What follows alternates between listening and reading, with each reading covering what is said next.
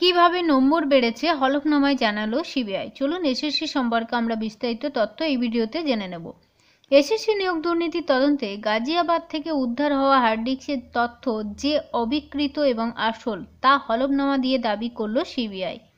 সোমবার ওই মামলায় বিচারপতি দেবাংশু বসাক এবং বিচারপতি মোহাম্মদ সবর রশিদির ডিভিশন বেঞ্চে সিবিআইয়ের হলফনামা জমা দেন কেন্দ্রের ডেপুটি সলিসিটর জেনারেল বিল্লবদল ভট্টাচার্য। সূত্রের খবর, ওই হার্ড ডিস্কে কী তথ্য আছে এবং সেই তথ্যের যে আসল তা কিভাবে বোঝা গিয়েছে তার বিস্তারিত ব্যাখ্যা হলফনামায় দেওয়া হয়েছে। কিভাবে উত্তরপত্র স্ক্যান করার পরে সেই তথ্য বিকৃত করে বিশেষ কিছু পরীক্ষার্থীর নম্বর বাড়ানো হয়েছে তাও ব্যাখ্যা হয়েছে সেখানে। সূত্রের খবর, উত্তরপত্র স্ক্যান এবং সফল পরীক্ষার্থীদের তালিকা তৈরির দায়িত্বে থাকা সংস্থা নাইসার একাধিক কর্মী কিভাবে এই দুর্নীতিতে যুক্ত হয়েছিলেন সেই ব্যাখ্যা যেমন এই রিপোর্টে দেওয়া হয়েছে, তেমনি উচ্চ প্রাথমিকের শিক্ষক নিয়োগের ক্ষেত্রেও এই রকম দুর্নীতির ইঙ্গিত ওই হলফনামায় আছে। প্রসঙ্গত, এই দিনই বঞ্চিত চাকরিপ্রার্থীদের একাংশের আইনজীবী ফিরদৌস শামীম একটি অতিরিক্ত হলফনামায় জমা দিয়েছেন। তাতে দাবি করা হয়েছে 2018 সালে এসএসসির কয়েকজন চাকরিপ্রার্থীকে উত্তরপত্রের ওএমআর শিট প্রতিলিপি দিয়েছিল, যা থেকে ফিরদৌসের দাবি এসএসসির কাছে যে উত্তরপত্রের তথ্য ছিল তা প্রমাণ হয়। এদিন শুনানি শেষে ডিভিশন বেঞ্চের নির্দেশ, সিবিআই উত্তরপত্র সংক্রান্ত যে তথ্য পেয়েছে তা পরীক্ষার্থীরা দেখতে পাবেন। তার জন্য আজ বিকেল 4টের মধ্যে সিবিআইয়ের কাছে আবেদন করতে হবে। মামলায় সিবিআই এসএসসি যে তথ্য দিয়েছে তাও দেখা যেতে পারে। তার জন্য হাইকোর্টের রেজিস্ট্রার জেনারেল কাছে আবেদন করতে হবে। মামলার সঙ্গে যুক্ত নন এমন কোনো ব্যক্তি আদালতে তথ্য জমা দিতে পারেন। পরবর্তী শুনানি 19শে ফেব্রুয়ারি।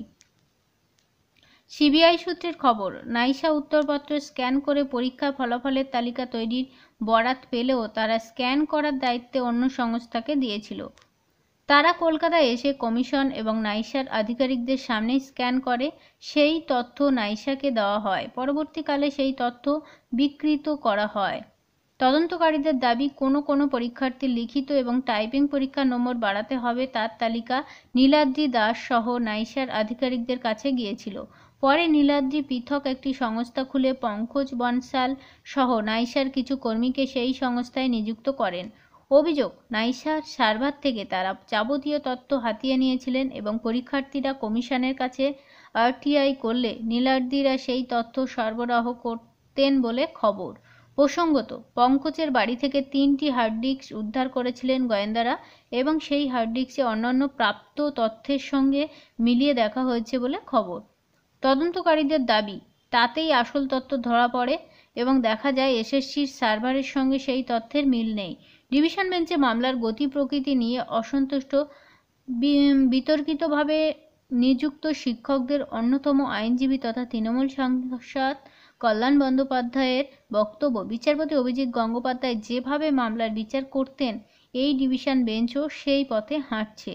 সিবিআইয়ের নিরপেক্ষতা নিয়ে প্রশ্ন তুলেছেন এই শিক্ষকদের আর এক আইনজীবী অনিন্দ্য মিত্র। এদিন উত্তরপত্র যাচাইয়ের নির্দেশ নিয়েও আপত্তি তোলেন তিনি। ওই প্রবীণ আইনজীবীর আশঙ্কা, এই নির্দেশের ফলে প্যাডোরার বক্স খুলে যাবে, কারণ একাদশ-দ্বাদশ শ্রেণীর শিক্ষক নিয়োগের উত্তরপত্র আগে কোথাও প্রকাশিত হয়নি, যদিও ডিভিশন বেঞ্চ সেই যুক্তি মানেনি। এসএসসি নিয়োগ দুর্নীতির সব মামলা শিক্ষক এবং শিক্ষাকর্মী সুপ্রিম কোর্টে গিয়েছিল। শীর্ষ আদালত নির্দেশ দেয় যে হাইকোর্টের একটি বিশেষ ডিভিশন বেঞ্চ এই মামলা শুনবে এবং 6 মাসের মধ্যে শুনানি শেষ করে রায় দেবে। সেই নির্দেশ মতোই বিচারপতি বসাকের ডিভিশন বেঞ্চে মামলাটি পাঠান কলকাতা হাইকোর্টের প্রধান বিচারপতি। অনেক ধন্যবাদ সঙ্গে থাকার জন্য। এরকম লেটেস্ট ভিডিওর আপডেট পেতে অবশ্যই চ্যানেলটিকে সাবস্ক্রাইব করে সঙ্গে থাকবেন।